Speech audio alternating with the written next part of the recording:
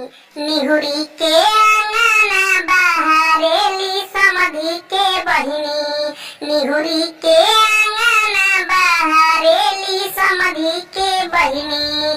केसिया गइला झुराई ए सखिया हो।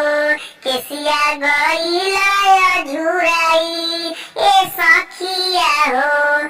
बरहे बरिसवा के दुल्हा के बहिनी हो। दुल्हा के बहिनी रामा दुल्हा के बहिनी हो। घुमेली शहर बाजार ए सखिया हो।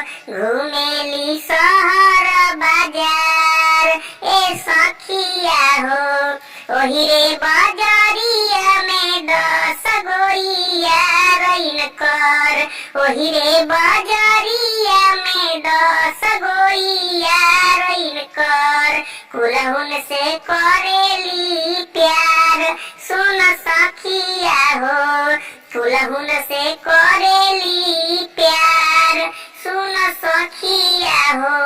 भसुर के छोटा की बहिनिया रसीली हो।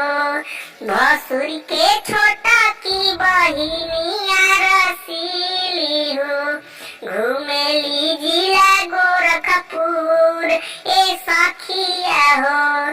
घुमेली जिला गोरखपुर ए सखिया हो।